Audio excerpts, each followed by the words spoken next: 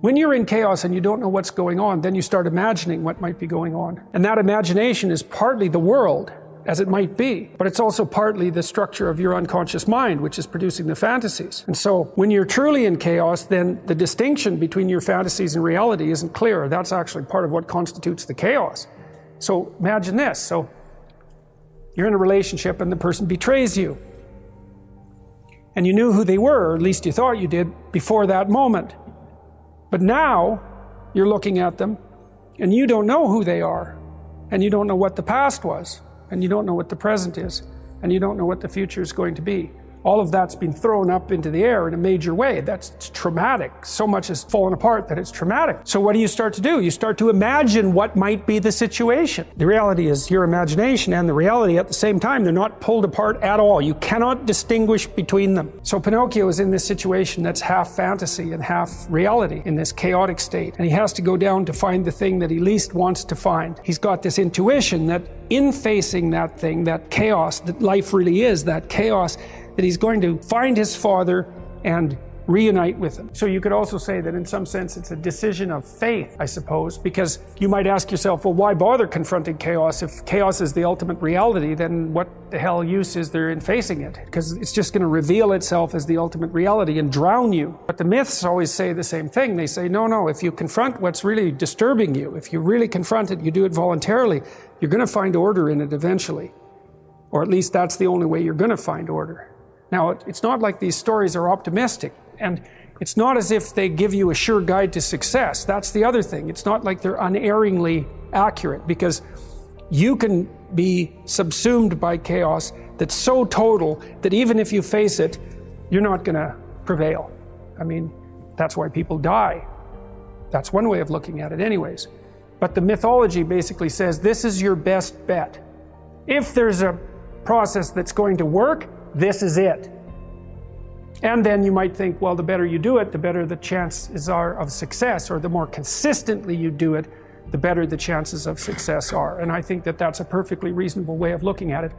So anyways, Pinocchio's down at the bottom of the ocean, and every time he says he's trying to find out where Monstro is, and they ask questions to the fish that are down there, but every time they mention Monstro's name, all the fish disappear. It's like Voldemort, right? He's the guy whose name you cannot say. And Monstro is precisely that. It's the thing that frightens everyone. And so asking questions down there isn't helping very much. And so Pinocchio, what he does is he's calling for his father, and he keeps going deeper and deeper into the depths.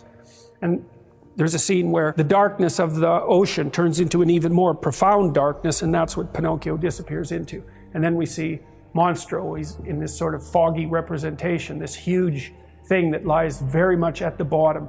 And there's no life or anything around him except, I think these are mackerel, but there's no life down there. He's so far down at the bottom of the ocean that there's nothing that's alive down there. And then we go inside the whale, which is of course absurd, and we see that the whale has eaten a boat at some point in the past. This is one whopping whale.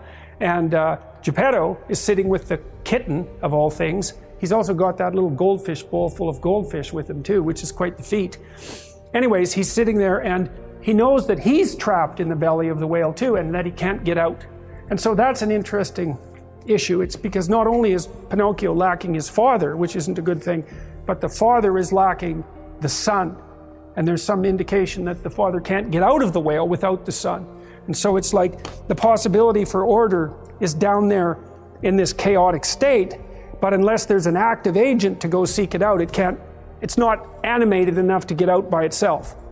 You know, and you could say, well, there's wisdom in the libraries, but without you going in there and gathering it and embodying it, all it does is sit there in potential, in all of that implicit form. That's a good way of thinking about it. So anyways, Geppetto is pretty hopeless because he can't figure out any way of getting out of the whale, and he's also starving. He's starving in the belly of the whale. And here's a way of thinking about that. Geppetto's a good guy, but he's old. And that means his way of doing things is no longer fruitful. That's why he's starving. And it's especially not fruitful because he's missing his son. He's missing the active element that the child represents, say the playful and transformative element that the child represents. And so if you get stuck doing something the same old way, at some point it's no longer going to work. Even if it was good at some point, it has to be updated. And it's updated by, let's call it the spirit of youth, or the spirit of attention, or the spirit of play, something like that. The willingness to break boundaries and take risks. And Geppetto is very, very skilled, but he doesn't have that. And that's symbolized by the loss of his son. That's why he was out looking for his son too. He needs him. And so they're in despair down there, trying to fish and not getting anything. And so Monster wakes up and he opens his mouth and a bunch of water starts to come in. And then you see Pinocchio with the fish. Now, you may remember, and perhaps you don't know, that one of the symbols for Christ is a fish, ichthys, right? And that's a play on the Greek representation of Christ's name. But there's more to it than that, because all of Christ's followers are fishermen. And he performs a bunch of miracles with fish. And fish are strange things because, well, you can pull them up out of the depths. That's part of it. And so they're things that can be pulled out of the depth. And you could say that, it's going to be very difficult for me to take this apart, but you could say in some sense that Christ is a meta-fish. A fish is something that you can dine on, but a way of being is something that provides you with something to dine on a continual basis. And so you might say, well, is it better to have a fish or to be a fisherman? That's another way of thinking about it. And obviously it's better to be a fisherman because then you can get more fish. And so it's one thing to have something, but it's another thing completely to know how to generate good things. And so if you had any sense, you'd take the latter over the former, even though the former is more instantaneously gratifying and requires less work and responsibility. And so anyways, the whale opens his mouth and goes chasing these fish.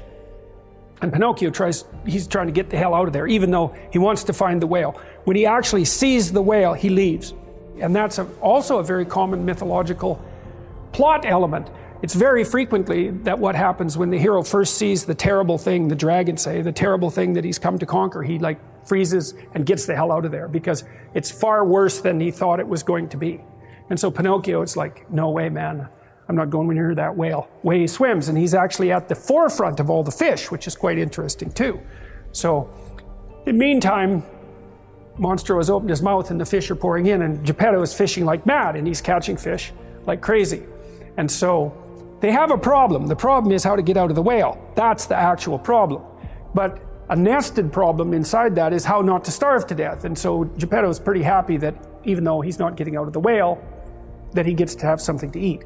So you could say as well that he's not exactly focused on the right thing. He's focused on the micro problem instead of the macro problem. And that makes him kind of blind. So anyways, the whale swallows up Pinocchio, and Geppetto keeps fishing. And then he snags Pinocchio.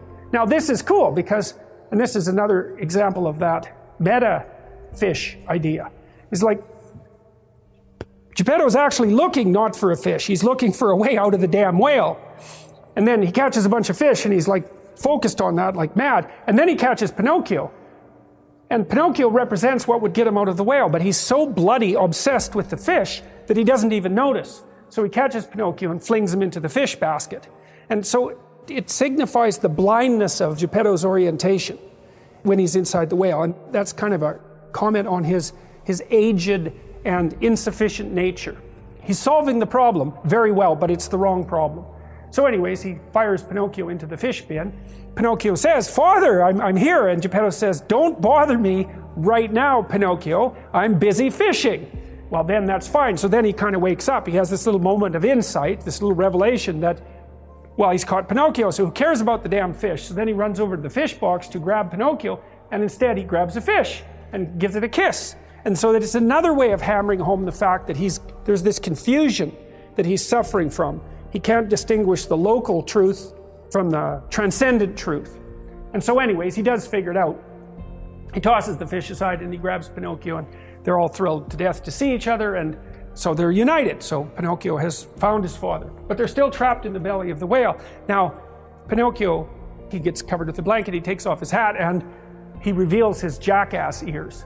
And so he's found his father, but he's damaged and not, Pinocchio, he's damaged and not in good shape. He isn't becoming what he was supposed to be. In fact, he's actually degenerated since Geppetto saw him last. And so he becomes embarrassed. He says, "That's nothing, I have a tail too," and then he spins that around kind of laughing, and he brays and gets really embarrassed. And so that's what you see here. He looks like, well, he's revealed himself as a jackass to his father. But you know, that's actually a good thing, because he is a jackass. And if he was unwilling to admit his insufficiency, he wouldn't have ever gone on this pursuit. So it's this perverse willingness to note that he isn't all that he could be that's part of what drives him to find everything that his father represents. It's a humility, and it's an admission of insufficiency. And you need that before you're going to learn anything, because before you learn anything, you have to admit that there are things that are important that you don't know, and that you're a fool, and maybe that you're a braying jackass. And so that's why there are injunctions in many religious writings that portray humility positively as the antidote to arrogance. That's the right way of thinking about it, is that humility means I still have something to learn. I still have something to learn. I'm insufficient. I still have something to learn. I've talked to lots of business people about leadership, and there's a literature on leadership, but it's not a good literature. It's pretty shallow. Partly because it's not that easy to define leadership, and partly because there are different, people have different temperaments, and different temperaments can be leaders. They just do it in different ways. Now, there's something in common about being a leader, though, and I would say one is that if you're an actual leader, you actually know where you're going, right? Because what are you going to do? Lead people in circles? It's like maybe they'll follow you, but you're not a leader, you're just a charlatan. So you have to know where you're going. And then you have to be able to communicate that. And then people have to trust you, so you actually have to be honest, because people aren't that stupid, at least not for a long period of time. And then where you're going has to have some value, because otherwise, why would anyone want to go along with you? And then you might say, well, what are the attributes then that make you a leader? And I would say, well, they're characterological, fundamentally. And this is not naive optimism or casual moralizing. It has nothing to do with that. We know, for example, that conscientiousness, the personality trait, is a good predictor of long-term success in most occupations, not all, but most, and that one of the things that's associated with conscientiousness is that people keep their word, they're trustworthy. And that's certainly one element of a leader, especially across any reasonable amount of time. You have to be able to trust the person. They can even be harsh, right? It doesn't matter, because you can see harsh leaders and kind leaders. But as long as they do what they say they will do, then you can follow them, and you know that the future payoff is secure, something like that. So the idea that characterological development is more important to leadership than being a firstborn, that's a very crucial psychological realization, that it's characterological development that makes you favored of God. And I do think we've forgotten this in many ways, because there isn't a lot of emphasis in our education system on characterological development.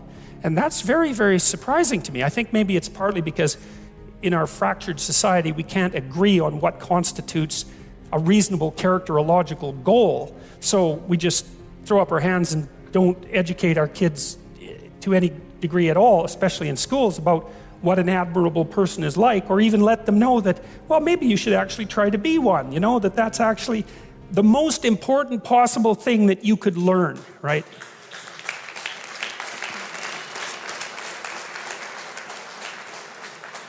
So, and I also think, and I think this is laid out very thoroughly in the biblical stories as well, is that if there are enough people who are admirable, then things work. And if there aren't, then things are terrible.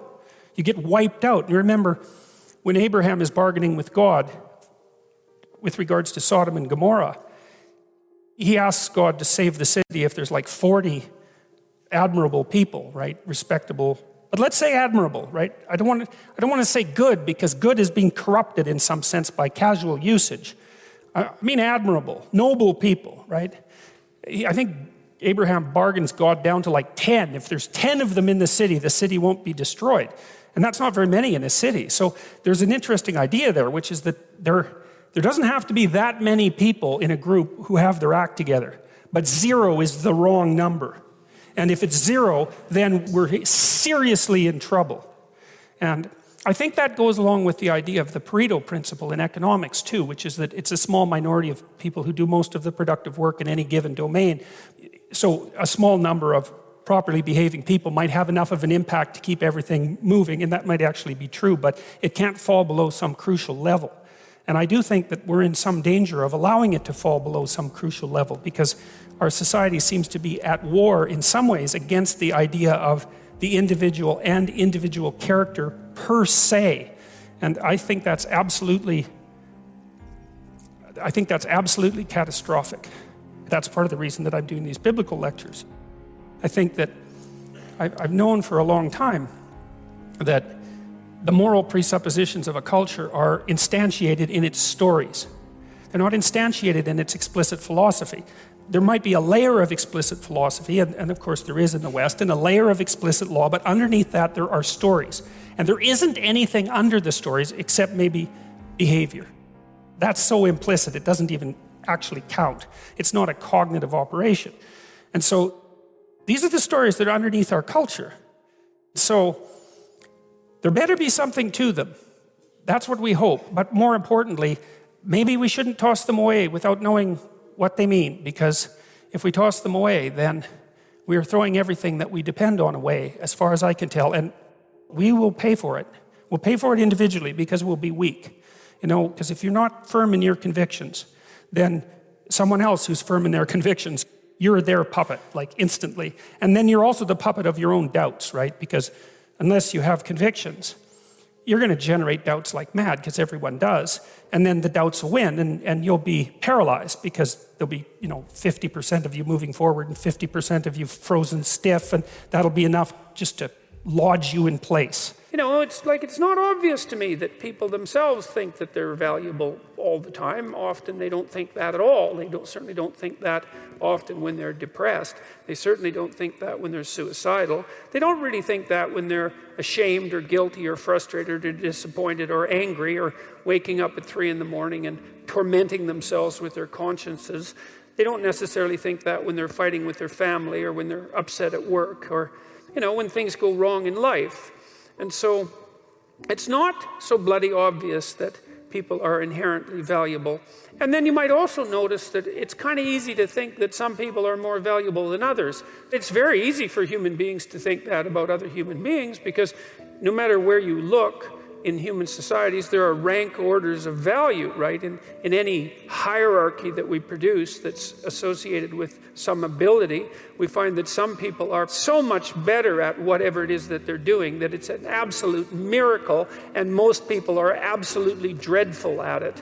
And so, if you were thinking about inherent value as an approximation of skill or competence, then it wouldn't be obvious from the structure of the world that people were inherently valuable in that manner either, because there's such a rank order difference in our ability to do things. And you might say, well, that kind of averages out across things, but I don't think that's a very strong argument either.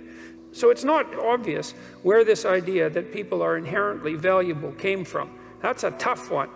In fact, I think it's one of the least obvious concepts that human beings have ever come up with, that each of us is to be attributed some divine spark, let's say, that makes us equal in some fundamental way before God, before the reality of the universe itself, even in relationship to our own laws. I mean, if you want a miracle for an idea, I can't think of one that's more unlikely than that. So I've been puzzling over that for a very long time, because I cannot understand how in the world we ever agreed to act as if it was true. It's really something. It's a remarkable, fundamental idea. And what's so interesting about it, too, is that once you have that idea, weird as it is and improbable as it is, and you start to organize your social relationships in accordance with it, well, then they work. My rule, too, is treat yourself as if you're someone responsible for helping. And it's sort of predicated on the idea that regardless of your inadequacies and your malevolence, which, I'm sure you have many inadequacies and no shortage of malevolence, just like everyone else. Regardless of that, you have a moral obligation, so that would be a responsibility, to assume that despite all evidence, that there's actually something of intrinsic worth about you, and that as a consequence, you're duty-bound to treat yourself like that is true. And then it turns out that if you do that, well, then your life gets better. And I don't mean happier exactly, although I would say it gets happier. I mean it gets richer and more meaningful and deeper and more worthwhile, and you become more educated and you become wiser and you treat yourself with more respect, and you're a better model for other people, and you're a better father or a better sister or better mother, whatever it happens to be. And you're less ridden by that guilt that gnaws at you and shame that's there otherwise saying, you're not what you could be, you're not what you could be. And that's a hell of a voice to get rid of, and it's certainly not one that's easy to ignore. So that's a pretty good idea that there's something divine, let's say, that resides within you of ultimate worth, even as a philosophical statement or a psychological statement rather than a metaphysical statement. It seems to be a precondition for establishing properly harmonious relationships with yourself. And that's worth thinking about a lot. Because you could think that in some sense you just own yourself, because people do kind of make that claim, especially when they're trying to justify, for example, their right to suicide, that, it's your life, it's your body, you're yours to do what you will with. And if that was true, well, then it would seem to me that life would be a lot more straightforward, because you would just tell yourself things that you would instantly obey and believe. So first of all, you'd tell yourself all the things that you were going to do, and then you just run off and do them, which you don't, obviously, because it's much more difficult than that. And then you'd also say, well, enough of the guilt and the shame and the negative emotion and the disillusionment and the vengefulness and all those things that make life hard. The self-recrimination, it's like, what the hell do we need that for? And if we're our masters of our own destiny and owners of our own fate, then why can't we just command to ourselves that be dispensed with? And that doesn't work. I've never seen anybody able to do that. I mean, you can fool yourself for very brief periods of time into thinking that might work, but it doesn't work, and that's strange. And this is one of the reasons I love the psychoanalysts, because they were really the people, apart from the religious types, who figured out that whatever you are, you're not a unitary spirit that's under your own dominion. You're something like a loose unity of a multiplicity of spirits, many of which are doing their own thing, which you're striving to bring into some form of unity. But even that unity isn't something that's under your control in any real sense. It's a unity that has its own nature that you have to exist in relationship to. The question to some degree is, how do you help someone that's lost? And the answer to that is, if they aren't willing to not be lost, you cannot help them. And I would also say that as a clinician. You see, it's a statement that's informed, I would say, by my mythological knowledge, but also by straight clinical wisdom, not mine particularly. I mean, one of the things that Carl Rogers pointed out was that there were necessary preconditions for entering into a therapeutic relationship. And that would be really any relationship where the mutual flourishing of the two people involved was the paramount goal. And one of the preconditions was that both people had to want that to happen. And Rogers believed he didn't know how to get the horse to drink once you had brought it to the water. And I've thought about that a lot, because when people are really lost, sometimes they're so lost that they can't be found. And I think the only thing that you can do in a situation like that is get your life together and manifest the reality of an alternative mode of being. That's what you've got. And so that's the only way I know of to solve an intractable problem. There's a statement in the New Testament that's really vicious. In fact, there's a number of them, but this is a particularly vicious one. And that is, don't cast pearls before swine. And what that means is, if you're trying to help and it doesn't work, then stop helping. It's not helping, right? It may be just wasting your time. It might be making things worse. If you're offering something and it's not taken, then perhaps you should be offering it somewhere else. And sometimes if you offer a hand and the person won't take it, you have to stop offering the hand. And then what you do is you go off and you have your life. And sometimes that means in people's lives, for example, that they have to leave their family members behind. There's a scene in the New Testament, this is another very harsh scene, where Christ is walking down the road with his disciples. I hope I've got this story right, but I've got it essentially right. And his mother calls to him and says, I believe that he's supposed to come back to the home because his uncle has died and that there's going to be a funeral. And he turns to his mother and says something like, let the dead bury their dead. I'm about my father's business. It's something like that. And you read that and you think, that should have been edited out. No, but it shouldn't have been edited out, because it's exactly right, because sometimes the thing you do is walk away. because there's no other solution. And if you are trapped in pathological relationships and you see no way out of them, if someone who is sinking has their hands around your neck and is pulling you down, you're not obligated to drown with them.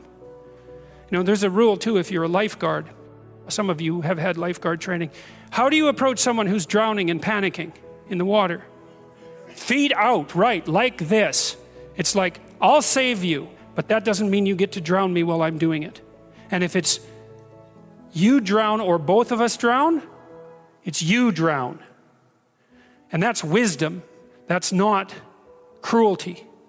Okay, we're having a conversation. I'm deciding I'm going to listen to you, right? That's different than how people generally communicate, because usually when they communicate, they're doing something like, okay, we're going to have a conversation and I'm going to tell you why I'm right and I'll win if you agree. Or maybe you're having a conversation where, I don't know what you're trying to do. Maybe you're trying to impress the person you're talking to. So you're not listening to them at all. You're just thinking about what you're going to say next. Okay, so that's not this. This is, you might have something to tell me. And so I'm going to listen on the off chance that you'll tell me something that would really be useful for me to know. And so if you agree with me and I find that out, I know nothing more than I knew before. I just know what I knew before. And maybe I'm happy about that because, you know, it didn't get challenged. But I'm no smarter than I was before. But maybe you're different than me. And so while I'm listening to you, you'll tell me something I don't like. Maybe it's something I find contemptible or difficult, whatever. Maybe you'll tell me something I don't know, and then I won't be quite as stupid.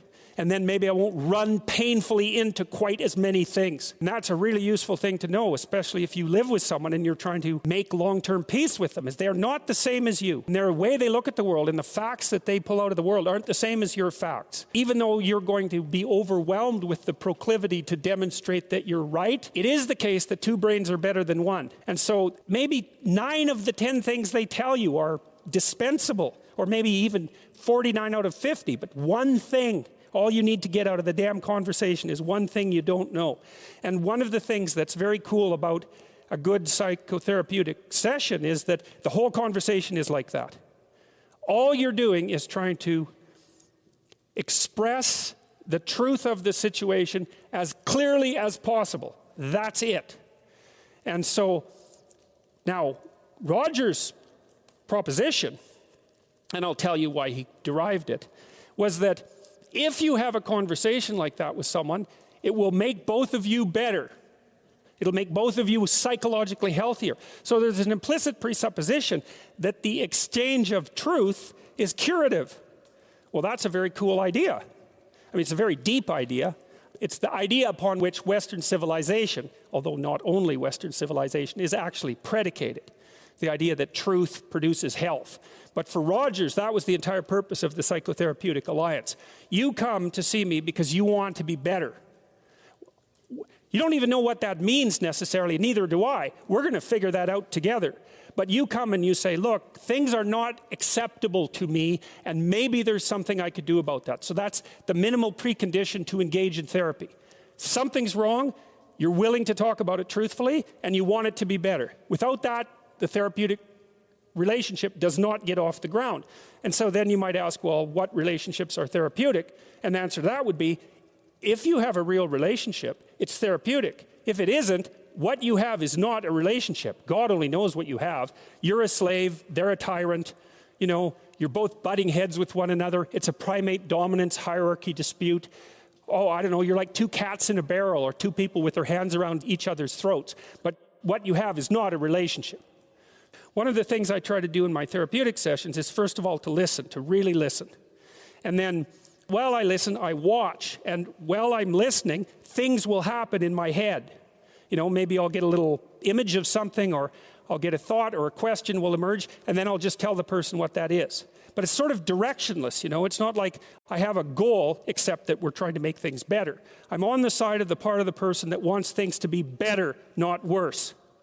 And so those parts of us have a dialogue, and the consequence of that dialogue is that certain things take place, and then I'll just tell the person what happened.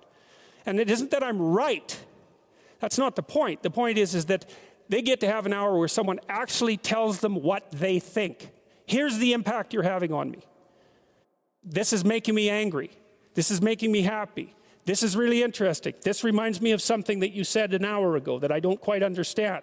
And the whole point is not for either person to make the proposition or convince the other that their position is correct, but merely to have an exchange of experience about how things are set up. And it's extraordinarily useful for people because it's often difficult for anyone to find anyone to talk to that will actually listen. And so another thing that's really strange about this listening is that if you listen to people, they will tell you the weirdest bloody things so fast you just cannot believe it. So if you're having a conversation with someone and it's dull, it's because you're not listening to them properly, because they're weird. They're like wombats or albatrosses or rhinoceroses or something. Like, they're strange creatures. And so if you were actually communicating with them and they were telling you how weird they really are, it would be anything but boring. And you can ask questions. That's a really good way of listening. But one of Roger's points is, well, you have to be oriented properly in order to listen. And the orientation has to be, look, what I want out of this conversation is that the place we both end up is better than the place we left. That's it. That's what I'm after. And if you're not after that, you got to think, why the hell wouldn't you be after that? What could you possibly be after that would be better than that? You walk away smarter and more well-equipped for the world than you were before you had the conversation, and so does the other person. Well, maybe if you're bitter and resentful and angry and anxious and, generally annoyed at the world, then that isn't what you want. You want the other person to walk away worse, and you too, because you're full of revenge. But, you'll get what you want if you do that. So we know from our research that such empathic understanding with a person, not about him, is such an effective approach that it can bring about major changes in personality. Some of you may be feeling that you listen well to people and that you have never seen such results. The chances are very great that you have not been listening in the manner that I've described. Fortunately, I can suggest a little experiment that you can do to test the quality of your understanding. The next time you get into an argument with your wife or your friend or a small group of friends, stop the discussion for a moment and, for an experiment, institute this rule. Each person can speak up for himself only after he has first restated the ideas and feelings of the previous speaker accurately. What accurately means is they have to agree with your restatement. Now, that's an annoying thing to do, because if someone is talking to you and you disagree with them, the first thing you want to do is take their argument, make the stupidest possible thing out of it that you can. That's the straw man, and then demolish it. It's like, so then you can walk away feeling good about it, and you dominated them really nicely. But that isn't what you do. You say, okay, well, I'm going to take what you told me, and maybe I'm even going to make your argument stronger than the one you made. That's useful if you're dealing with someone that you have to live with, because maybe they can't bloody well express themselves very well, but they have something to say. So you make their argument strong.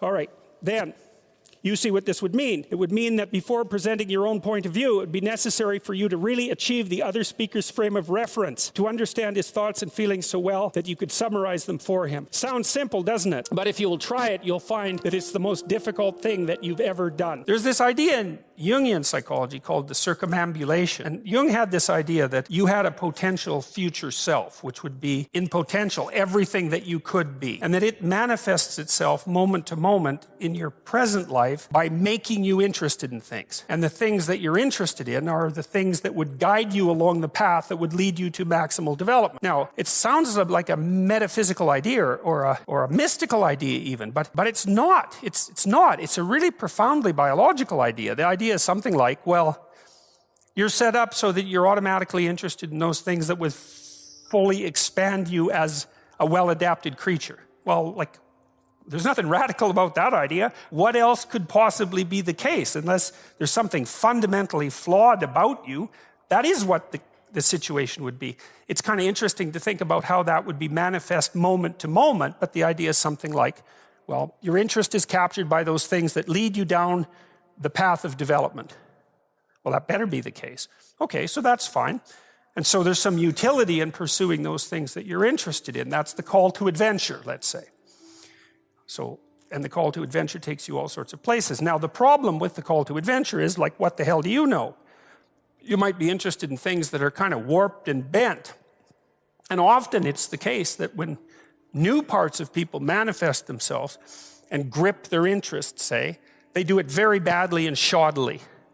And so you stumble around like an idiot when you try to do something new. That's why the fool is the precursor to the savior from from the symbolic perspectives, because you have to be a fool before you can be a master. And if you're not willing to be a fool, then you can't be a master. So you're going to, it's an error-ridden process. And that's also laid out in the Old Testament stories, because the first thing that happens to all these patriarchal figures when God kicks them out of their father's house when they're like 84 is that they run into all sorts of trouble, and some of it's social and some of it's natural and some of it's a consequence of their own moral inadequacy. So they're fools. But the thing that's so interesting is that despite the fact that they're fools, they're still supposed to go on the adventure, and that they're capable of learning enough as a consequence of moving forward on the adventure so that they straighten themselves out across time. And so it's something like this. So this circumambulation that Jung talked about was this continual circling, in some sense, of who you could be. You might notice, for example, that there are themes in your life. You know, when you go back across your experiences, you see you kind of have your typical experience that sort of repeats itself. And there might be variation on it, like a musical theme, but it's like you're circling yourself and getting closer to yourself as you move across time. That's the circumambulation. Now, you remember that for a sec, because we'll go back to it. Okay, so imagine that something glimmers before you. It's an interest that's dawning, and you decide, well, first of all, you're paralyzed. You think, well, how do I know if I should pursue that? It's probably a stupid idea. And the proper response to that is, you're right, it probably is a stupid idea, because almost all ideas are stupid. And so the probability that as you move forward on your adventure that you're going to get it right the first time is 0. It's just not going to happen. And so then you might think, well, maybe I'll just wait around until I get the right idea, and which people do, right? So they're like 40-year-old, 13-year-olds, which is not a good idea. And so they wait around until it's waiting for Godot, until they finally got it right. But the problem is you're too stupid to know when you've got it right. So waiting around isn't going to help, because even if the perfect opportunity manifested itself to you in your incomplete form, the probability that you would recognize it as the perfect opportunity is 0. You might even think it's the worst possible idea that you've ever heard of anywhere. Highly likely, highly likely. So Nietzsche called that a will to stupidity, which I really liked, because he thought of stupidity as being you have to take it into account fundamentally and work with it. And so you can take these tentative steps on your pathway to destiny, and you can assume that you're going to do it badly. And that's really useful, because you don't have to beat yourself up. It's pretty easy to do it badly. But the thing is, it's way better to do it badly than not to do it at all. And that's a hell of a lot better than just rotting away at home. So that's good. And so why is that? Well, okay, so you start your path and you think that you're heading, towards your star. And so you go in that direction. And then, because you're here, the world looks a particular way, but then when you move here, the world looks different, and you're different as a consequence of having made that voyage. And so what that means is that now that thing that glimmers in front of you is going to have shifted its location, because you weren't very good at specifying it to begin with, and now that you're a little sharper and more focused than you were, it's going to reveal itself with more accuracy to you. And so then you have to take it's almost like a 180-degree reversal. But it isn't, because, you've gone this far, and that's a long ways to get that far. But that's a lot farther than you would be if you just stayed where you were, waiting. And so it doesn't matter that you overshoot continually, because as you overshoot, even if you don't learn what you should have done, you're going to continually learn what you shouldn't keep doing. And if you learn enough about what you shouldn't keep doing, then that's tantamount at some point to learning at the same time what you should be doing. So it's okay. Now, what's cool about it, though, I think, is that as you progress, the degree of overshooting starts to decline, right? There's nothing hypothetical about that. As you learn a new skill, like even to play a song on the piano, for example, you overshoot madly. You're making all sorts of mistakes to begin with, and then the mistakes, they disappear. There's a great TED Talk, I think it was, about this guy set up a really advanced computational recording system in his home and recorded every single utterance his young child made while learning to speak. And then he put together the child's attempts to say certain phonemes.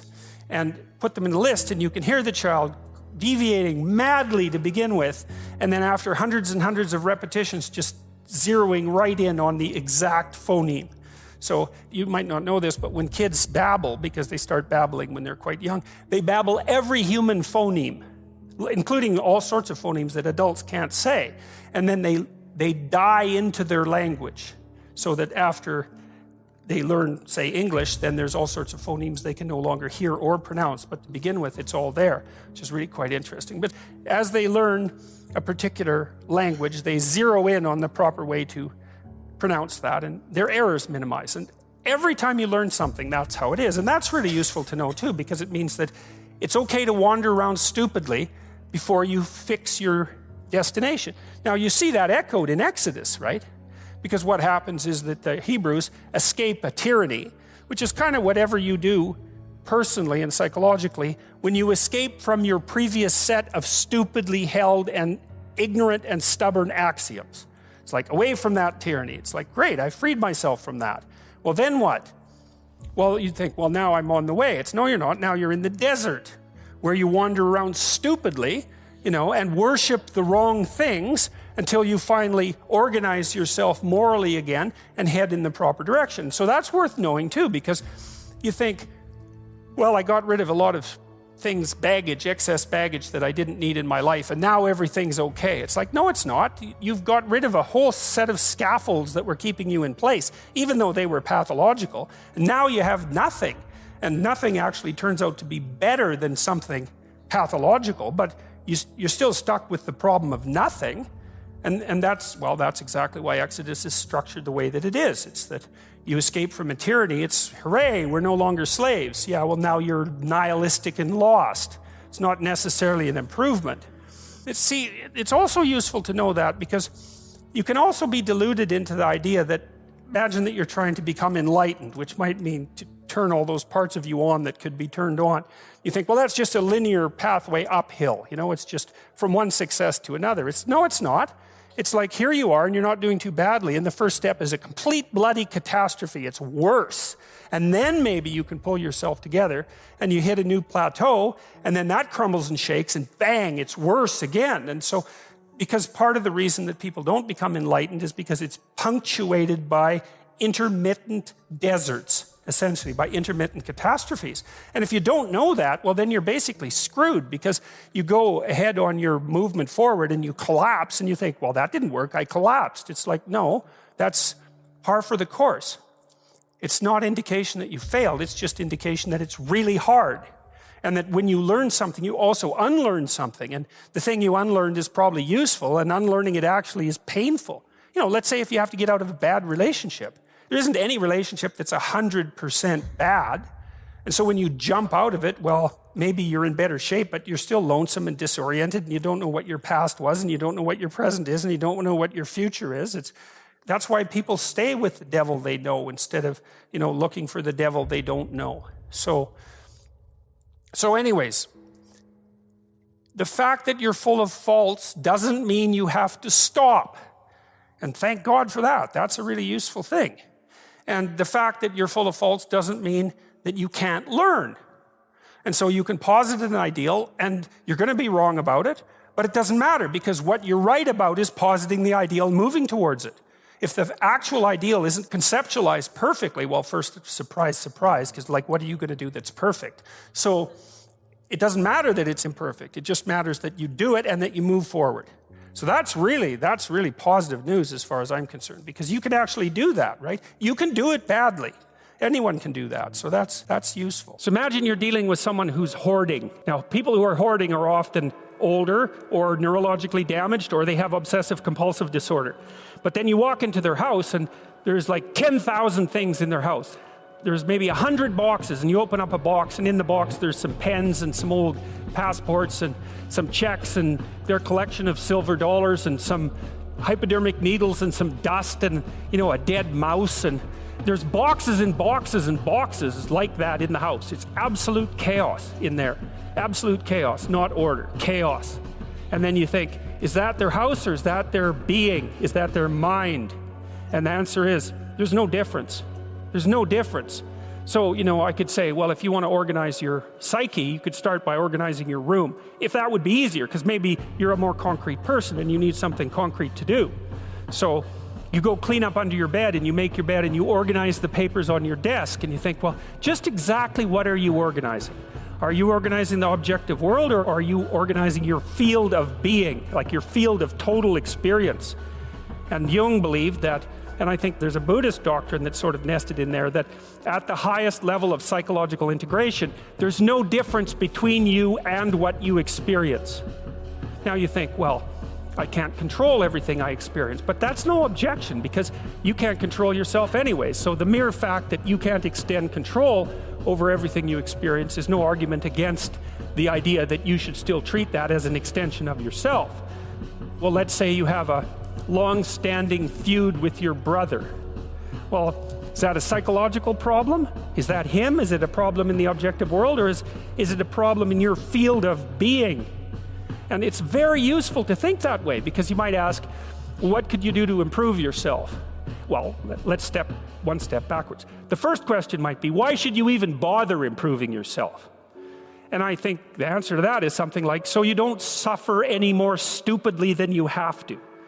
And maybe so others don't have to either. It's something like that. Like there's a real injunction at the bottom of it. It's not some casual self-help doctrine. It's that if you don't organize yourself properly, you'll pay for it, and in a big way, and so will the people around you.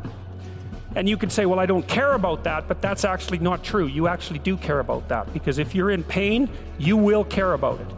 And so you do care about it, even if it's just that negative way.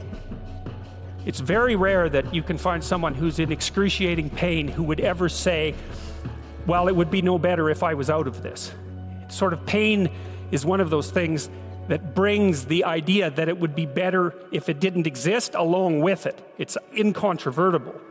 So you get your act together so that there isn't any more stupid pain around you than necessary. Well, so then the question might be, well, how would you go about getting your act together? And the answer to that, and this is a phenomenological idea too, it's something like, look around for something that bothers you and see if you can fix it. You can do this in a room. It's quite fun to do it just when you're sitting in a room, like a room, maybe your bedroom. You can sit there and just sort of meditate on it and think, okay, if I wanted to spend 10 minutes making this room better, what would I have to do? And you have to ask yourself that, right? It's not a command, it's like a genuine question. And things will pop out in the room that you like, there's a stack of papers over there that's kind of bugging you, and you know that maybe a little order there would be a good thing, and there's some rubbish behind your computer monitor that you haven't attended to for like 6 months, and the room would be slightly better if it was a little less dusty and the cables weren't all tangled up the same way. And if you allow yourself just to consider the expanse in which you exist at that moment, there'll be all sorts of things that'll pop out in it that you could just fix. And I might say, well, if you were coming to see me for psychotherapy, this easiest thing for us to do first would just be to get you to organize your room. You think, well, is that psychotherapy? And the answer is, well, it depends on how you conceive the limits of your being. And I would say, start where you can start. If something announces itself to you, which is a strange way of thinking about it, as in need of repair, that you could repair, then, hey, fix it.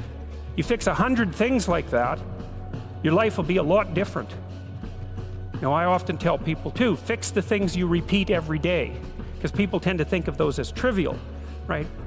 You get up, you brush your teeth, you have your breakfast, you have your routines that you go through every day. Well, those probably constitute 50% of your life. And people think, well, they're mundane, I don't need to pay attention to them. It's like, no, that's exactly wrong. The things you do every day, those are the most important things you do. Hands down. All you have to do is do the arithmetic. You figure it out right away. So 100 adjustments to your broader domain of being, and there's a lot less rubbish around and a lot fewer traps for you to step into. And so once you've got your mind and your emotions together, and once you're acting that out, then you can extend what you're willing to consider yourself and start fixing up the things that are part of your broader extent. It's a very interesting thing to do. I like the idea of the room, because you can do that at the drop of a hat. You go back to where you live and sit down and think, okay, I'm going to make this place better for half an hour. What should I do? And you have to ask. And things will just pop up like mad. And it's partly because your mind is a very strange thing. As soon as you give it a name, a genuine aim, it'll reconfigure the world in keeping with that aim. That's actually how you see to begin with. And so if you set it a task, especially, you have to be genuine about it, which is why you have to bring your thoughts and emotions together, and then you have to get them in your body so you're acting consistently. You have to be genuine about the aim, but once you aim, the world will reconfigure itself around that aim, which is very strange. And it's technically true. You know, the best example of that, you have all seen this video where you watch the basketballs being tossed back and forth between members of the white team versus the black team, and while you're doing that, a gorilla walks up into the middle of the video and you don't see it. It's like, you know, if you thought about that experiment for about 5 years, that would be about the right amount of time to spend thinking about it. Because what it shows you is that you see what you aim at. And that, man, if you can get one thing through your head as a consequence of even being in university, that would be a good one. You see what you aim at. And so because one inference you might draw from that is, be careful what you aim at, right? What you aim at determines the way the world manifests itself to you. And so if the world is manifesting itself in a very negative way, one thing to ask is, are you aiming at the right thing? Now, you know, I'm not trying to reduce everybody's problems to an improper aim. People get cut off at the knees for all sorts of reasons. You know, they get sick, they have accidents. There's a random element to being, that's for sure. And so you don't want to take anything, even that particular phrase, too far. You want to bind it with the fact that random things do happen to people, but it's still a great thing to ask.